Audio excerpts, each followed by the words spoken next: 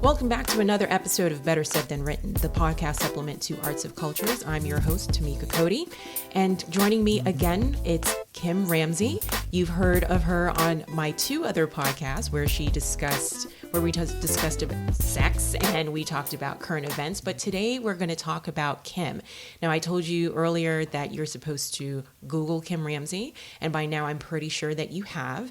And what you've discovered is that she is the woman who graced the pages of newspapers with her rare disorder, which is PGAD and RGS. But first off, I want to introduce Kim and have Kim take the floor and tell us what exactly is PGAD and RSS. Tamika, thank you so much for having me back. Yay.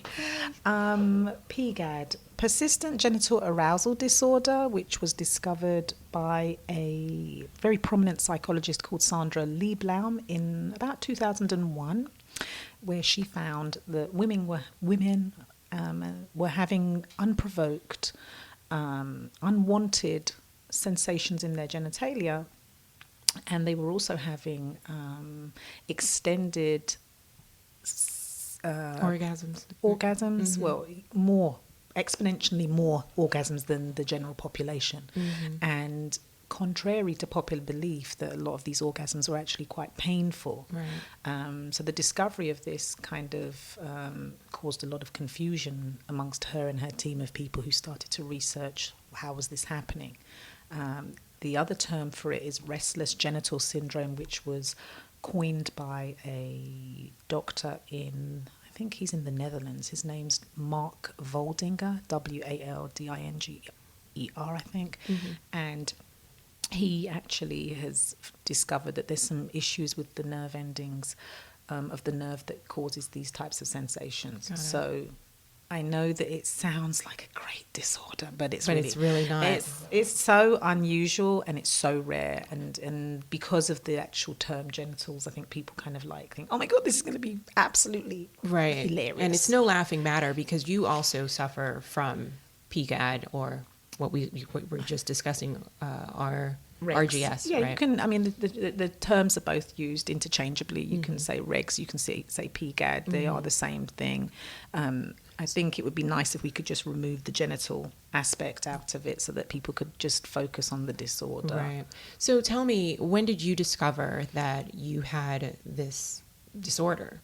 Well, in 2008, I was in an intimate situation, and after the person had left, I felt that I was still receiving or having different types of sensations in my genitals. So I was thinking, well, I feel like I'm having another orgasm. I feel like I'm on the verge of orgasming. I feel aroused and and it was just this continual cycle.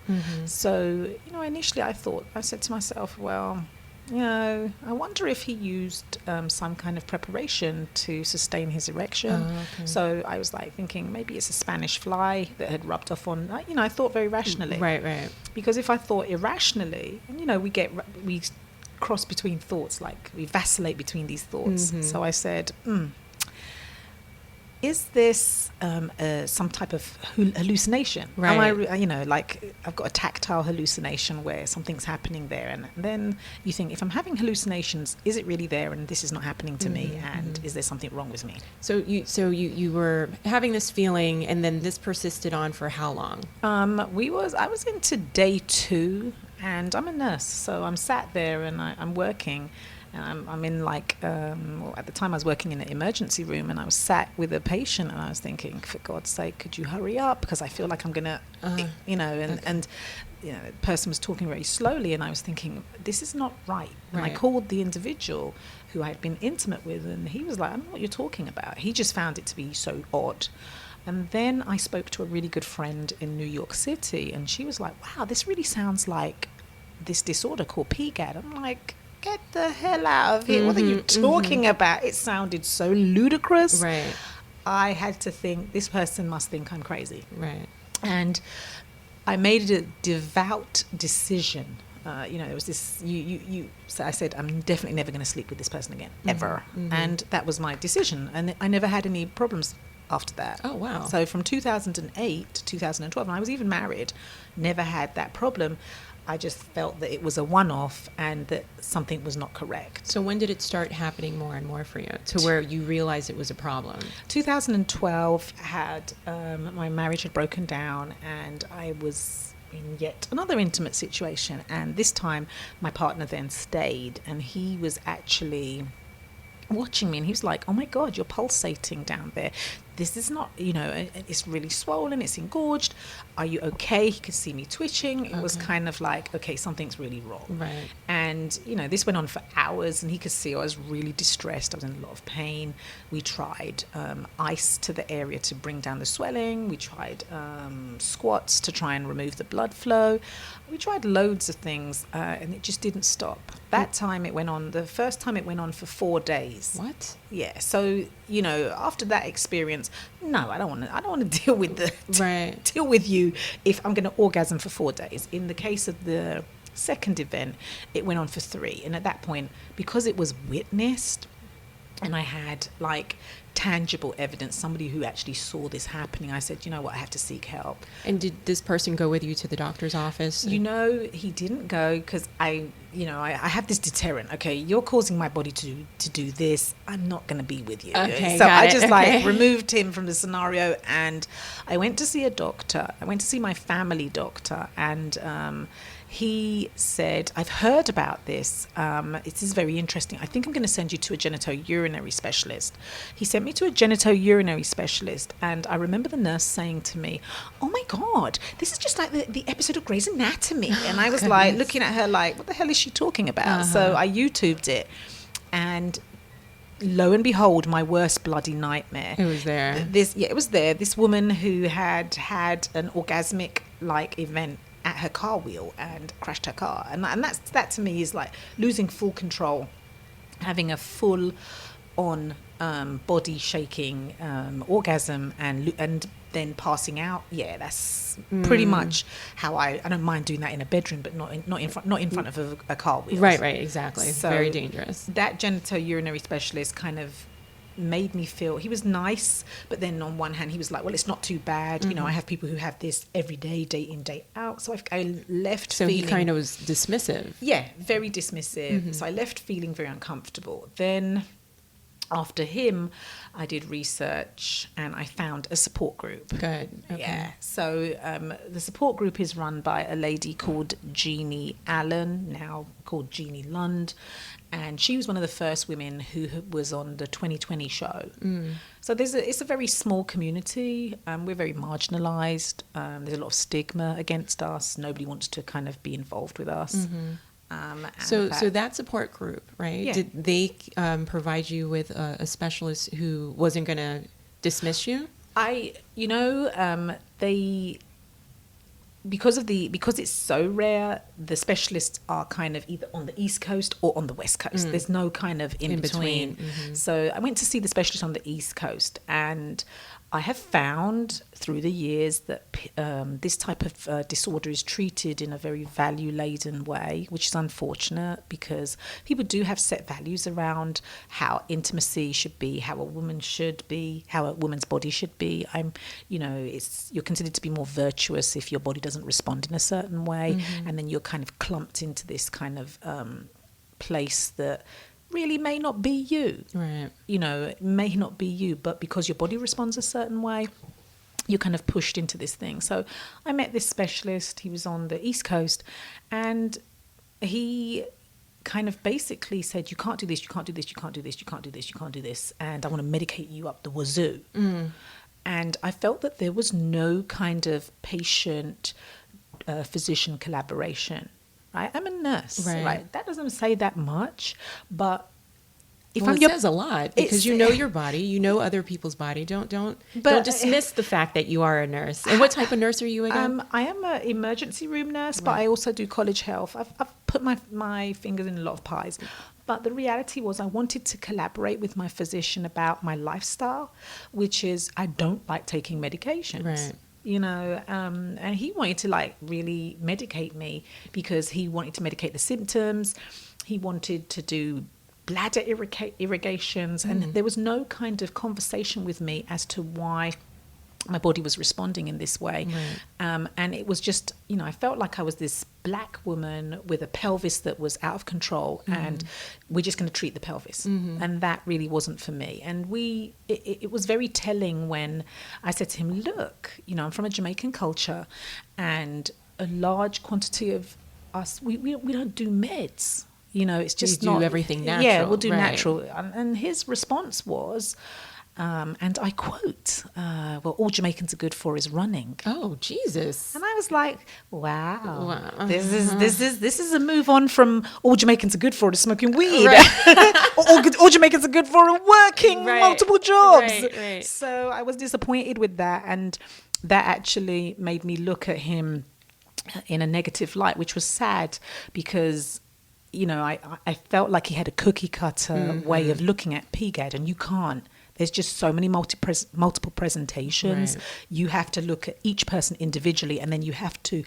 give them treatment that actually works with their lifestyle. Right. So at what point did you find someone to actually help you deal with this on a daily basis? 2013, I met a woman in New York who was a neuropsychiatrist, and she actually dealt with nerve endings.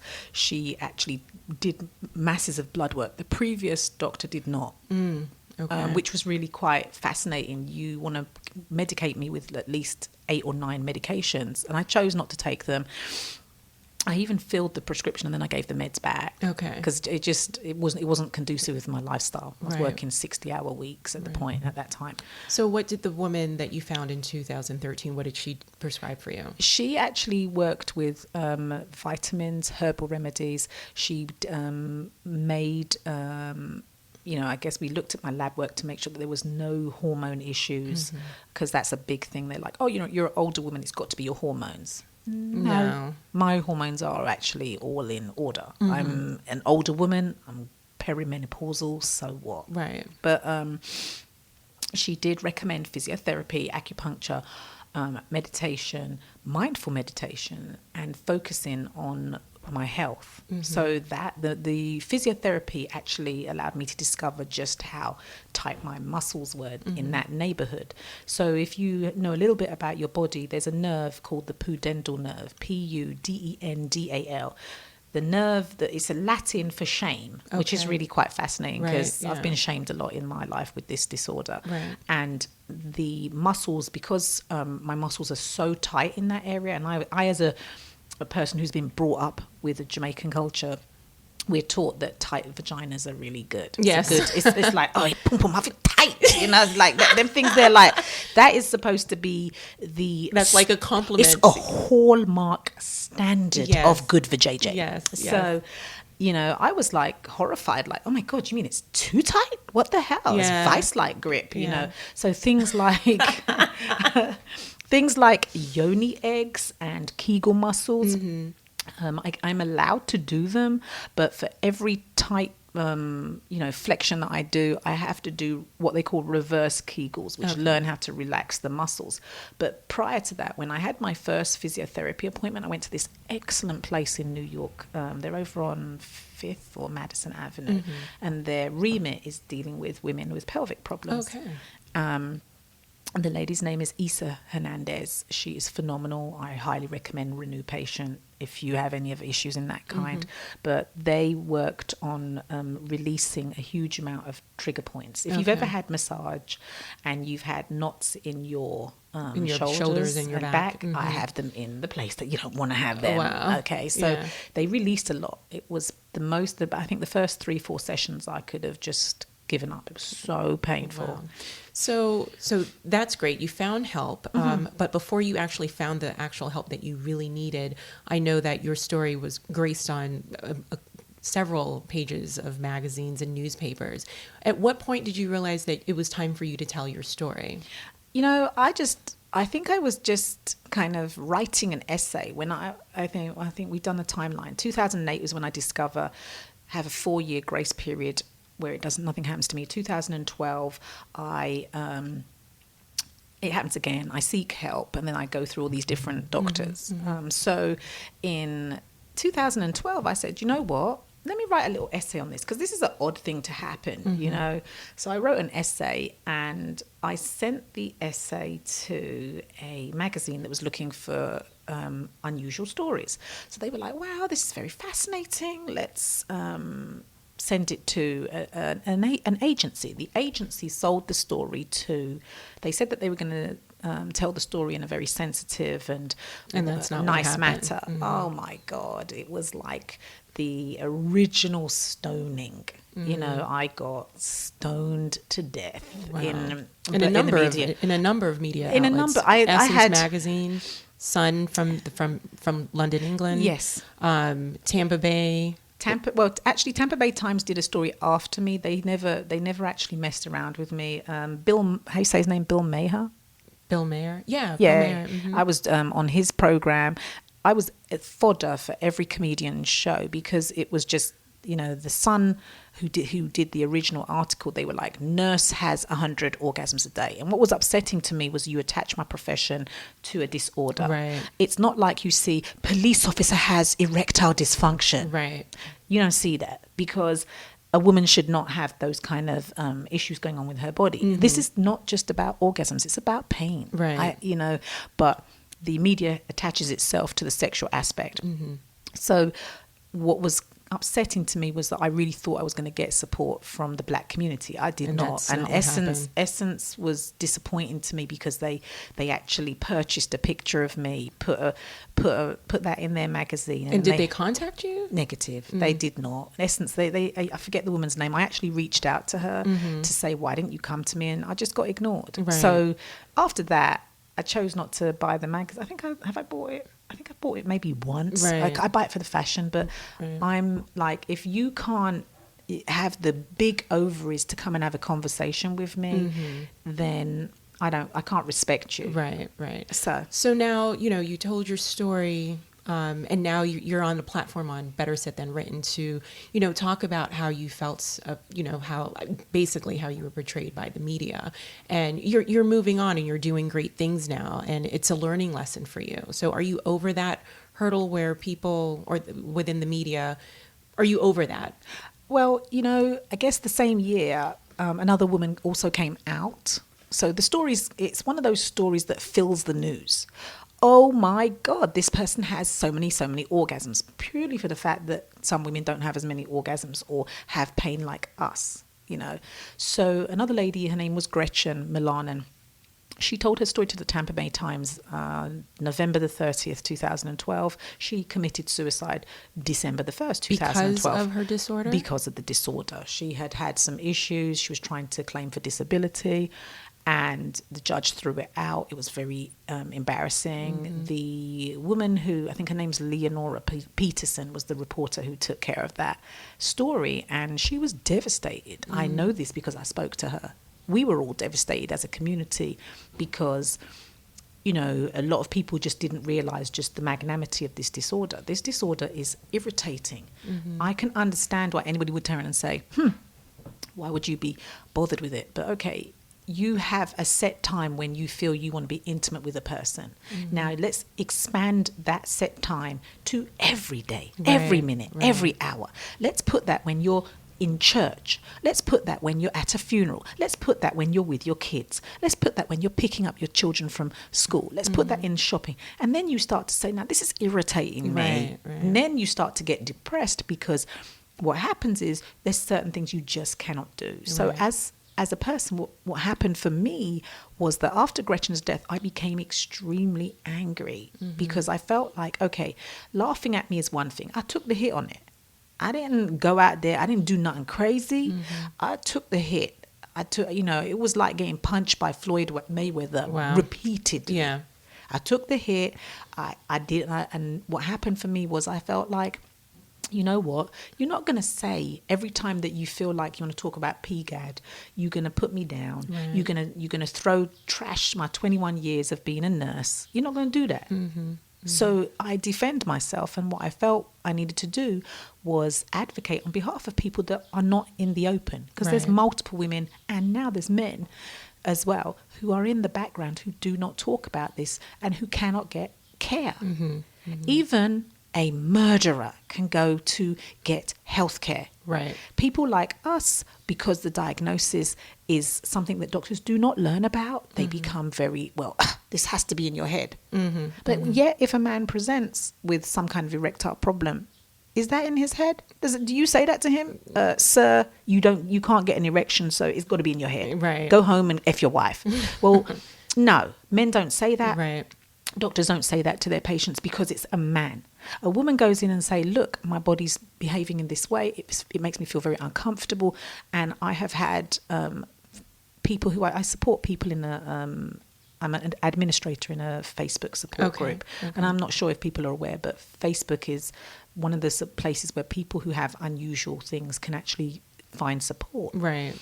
There's varying groups, they're all coming up. Right. And some of those groups you have to be invited to. And there's Indeed, and they're secret and they're private and they're screened. And that's good. And that's really good. And you can get true support. You can actually have some kind of solidarity with somebody who actually understands what you're saying. Right.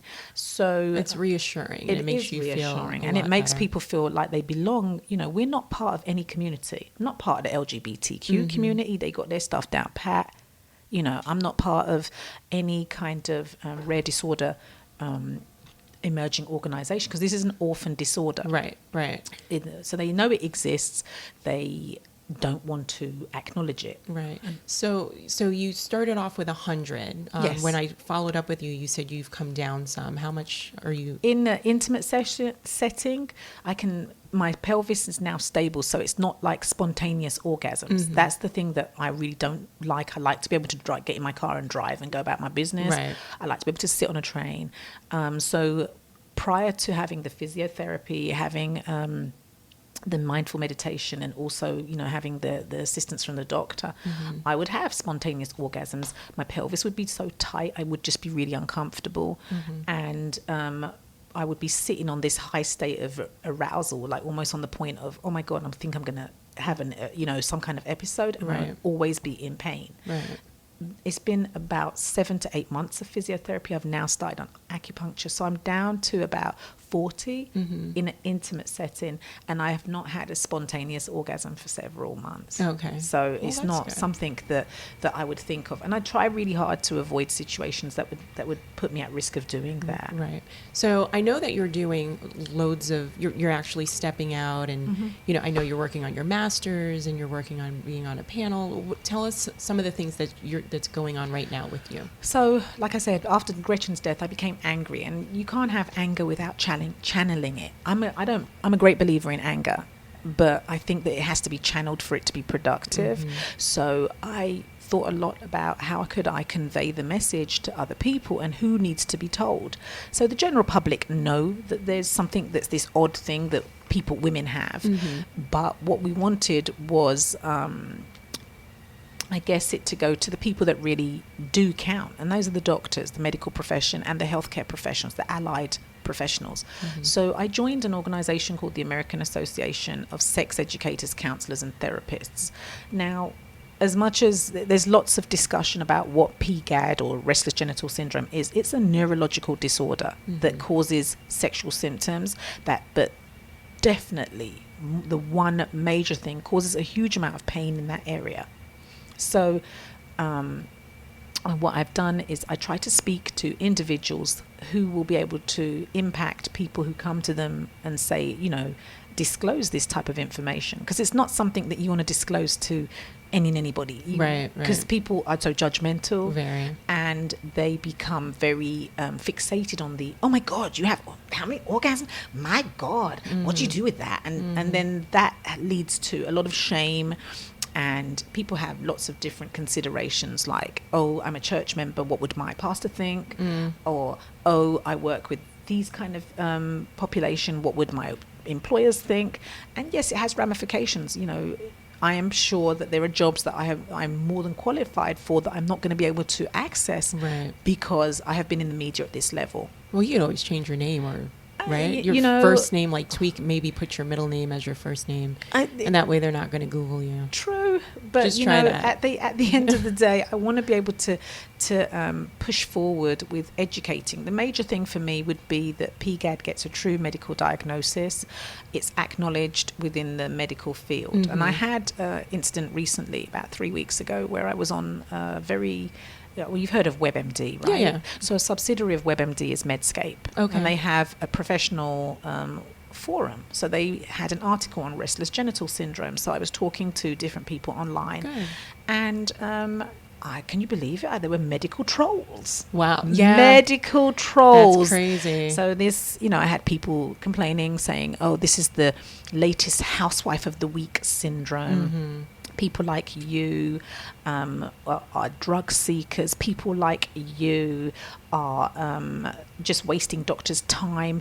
There's people that have far more, I guess, far more pertinent illnesses to be worried about. So why are we worried about you? And I had just explained to them, we lost yet another person in our community. There's another woman who committed suicide in North Carolina. And these troll doctors have no idea. Yeah, it was what's large. going on. I mean, that's disrespectful, I find. A, is disrespectful, but B, it tells you that the medical education does not include human sexuality in its teachings, in its curriculum, and this is something that's lacking. Right. So I know that you're going to be at a conference. You're going to be on a panel discussion at the American Association of Sex Educators Conference.